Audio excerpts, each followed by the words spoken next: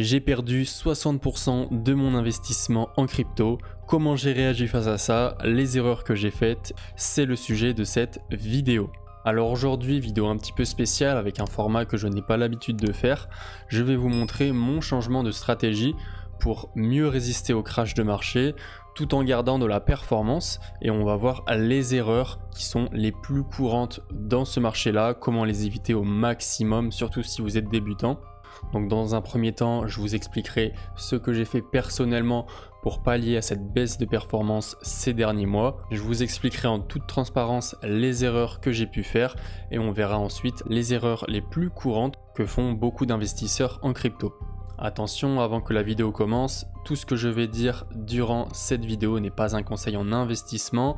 Bien évidemment, on a tous des situations très différentes, mais je vais essayer de rester sur des conseils qui soient très généraux et qui donc, pour le coup, pourront s'adapter à tous les types d'investisseurs. Alors je pense que comme tout le monde, on a eu notre ATH Wallet sur les cryptos fin 2024, mis à part bien évidemment ceux qui sont 100% Bitcoin ou qui possèdent une grande majorité de Bitcoin. On est sur le total 3, donc c'est le graphique qui mesure la performance des altcoins en excluant le BTC et le TH. On peut donc voir qu'on a réalisé notre ATH début décembre 2024. Après ça, on a pris une énorme correction de quasiment moins 50%. Personnellement, étant donné que j'étais sur des low cap, donc des cryptos avec peu de capitalisation, j'ai subi une correction qui était un petit peu plus grosse, malgré le fait que je possède du Bitcoin et de l'Ethereum. Malgré tout, on peut voir que le marché a repris de très belles couleurs, on est quasiment revenu chercher notre ATH de fin 2024, mais attention, il y a une petite nuance, si on prend les low cap, en réalité, on peut voir qu'il y en a beaucoup qui ne se sont pas relevés. Donc comment j'ai réagi personnellement à cette situation? Déjà, je vais vous mettre le contexte. Je possède environ 25% de BTC, environ 15% de TH, le reste est réparti entre des altcoins middle cap et low cap. Petite précision également, quand je dis que j'ai perdu moins 60%, c'est pas moins 60% sur mon investissement, car à l'heure actuelle, je suis en positif, mais c'est moins 60% de mon ATH Wallet jusqu'au point le plus bas. Donc quelle a été ma stratégie pour réagir à cela? Ça a été assez radical. J'ai tout simplement vendu la majorité de mes altcoins et plus précisément de mes altcoins qui étaient en low cap. Donc j'ai fait un vrai travail de revoir toutes mes cryptos une par une et de sélectionner avec certains critères les cryptos qui étaient le plus solides. Grosso modo, les critères principaux, ça va être la communauté. Donc des projets qui ont une forte communauté, ça va faire du marketing vraiment en organique et donc directement les investisseurs vont se pencher sur le projet et on va avoir un afflux de liquidités assez conséquent. Bien évidemment, les fondamentaux du projet, ça c'est également quelque chose de très important. On a également la tokenomics qui est très importante, c'est-à-dire comment les tokens vont être émis, de quelle façon, en quelle quantité, quelle inflation il va y avoir sur le projet. Ça, je dirais que c'est les 3 critères principaux. Donc, je ne vais pas trop vous en dire parce que je prévois également de faire une vidéo où je vais vous montrer mon wallet crypto. Mais grosso modo, j'ai gardé uniquement 2 low cap. Et après, j'ai plusieurs middle cap dans différentes narratives, que ce soit le RWA, la DeFi, l'intelligence artificielle. Le but est vraiment d'avoir une diversification au niveau des narratifs parce que par moment, on va avoir certaines narratifs qui vont performer, d'autres non et inversement. Une autre erreur que j'ai fait, ça a été de posséder trop de crypto. J'avais plus d'une vingtaine de cryptos à un moment. J'ai fortement réduit. Actuellement, je suis à 10 cryptos. Pourquoi ça ne sert à rien d'avoir autant de cryptos? La raison est simple. À moins que vous soyez en full time sur votre activité crypto, c'est impossible de suivre correctement une trentaine de projets. Je sais que certains d'entre vous ont énormément de cryptos. Je ne sais pas comment vous faites pour suivre autant de projets. Et deuxièmement, pourquoi ça sert à rien d'avoir autant de crypto, autant d'altcoins? Tout simplement parce que vous allez diluer votre performance. La concentration prime sur la diversification parce que forcément vous allez avoir des cryptos qui vont faire des très gros multiplicateurs, d'autres cryptos qui vont beaucoup moins performer. Au final, vous allez avoir une croissance moyenne qui va être lissée entre vos investissements qui marchent extrêmement bien et vos investissements qui marchent beaucoup moins bien. C'est pour ça qu'il est très important de choisir peu de cryptos, mais des cryptos en lesquels vous avez confiance et qui cochent toutes les cases d'une bonne crypto comme je vous l'ai expliqué juste avant, c'est-à-dire la communauté, la tokenomics et les fondamentaux. Et en pratique, est-ce que ma stratégie a fonctionné? C'est ce qu'on va voir dès maintenant. Donc concrètement, du coup, ce que j'ai fait, c'est vendre la majorité de mes low cap en lesquels je n'avais plus confiance pour les réinjecter dans les cryptos auxquels j'ai vraiment confiance. Le but était vraiment d'avoir un portefeuille solide qui était diversifié dans différentes narratives avec une grosse base de Bitcoin mais également un petit peu d'ETH. Donc je ne vais pas vous dire toutes les cryptos que j'ai vendues et toutes les cryptos que j'ai rechargées, mais je vais vous donner quelques exemples de cryptos que j'ai vendues et de cryptos que j'ai rechargées.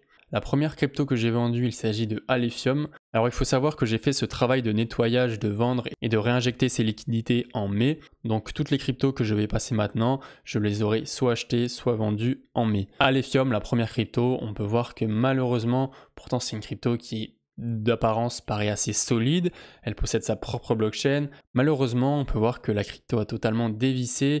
Depuis que j'ai vendu, je ne sais plus où c'était exactement, on va prendre le point bas. Et on va se mettre là, on a déjà fait quasiment un moins 40%. J'espère que ça sera une crypto qui se relèvera parce que mine de rien, c'était un projet que j'aimais beaucoup. Maintenant, si vous regardez mes anciennes vidéos, je vous avais déjà parlé de certaines zones d'ombre, surtout au niveau de la tokenomics d'Alephium. Je vous laisserai aller voir ça par vous-même. Donc première crypto que j'ai vendue, deuxième crypto Realio, Rio. C'est une crypto dans le domaine du RWA.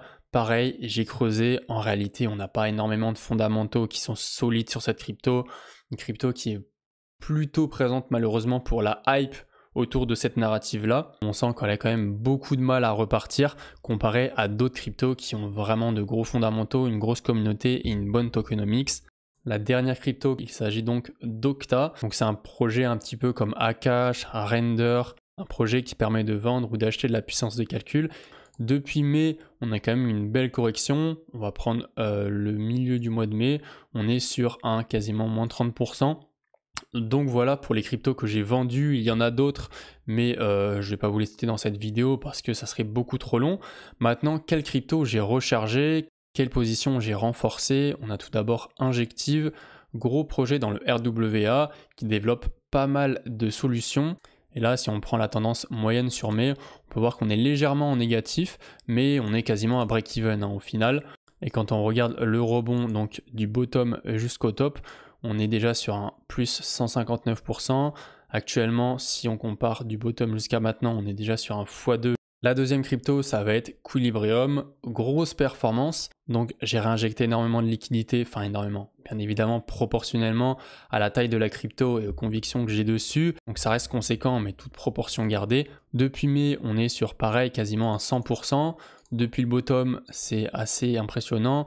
Déjà un plus 300%, c'est-à-dire x4. Et c'est une crypto qui a un ATH relativement haut. Pour y aller, on doit encore de tête, il me semble, faire un x5. Et c'est un projet qui, pour le coup, réunit vraiment toutes les conditions pour être acheté. C'est-à-dire qu'ils ont vraiment des gros fondamentaux. Pour le coup, ça, c'est clair et net.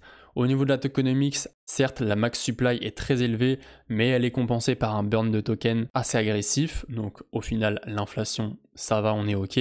Au niveau de la communauté, comme tous les projets qui ont été lancés en fair launch, c'est-à-dire qu'il n'y a pas eu de préminage, en gros, le fondateur et les membres du projet, ainsi que les institutionnels, ne sont pas rentrés avant nous dans le projet. Donc, tout le monde est parti sur le même pied d'égalité. En général, les projets donc dits en fair launch ont une très grosse communauté. C'est le cas de Cubic, c'est également le cas de Kaspa, c'est également le cas de Tao. En parlant de Tao, c'est également un projet que j'ai renforcé. C'est un des projets qui a pour moi le meilleur risk-reward.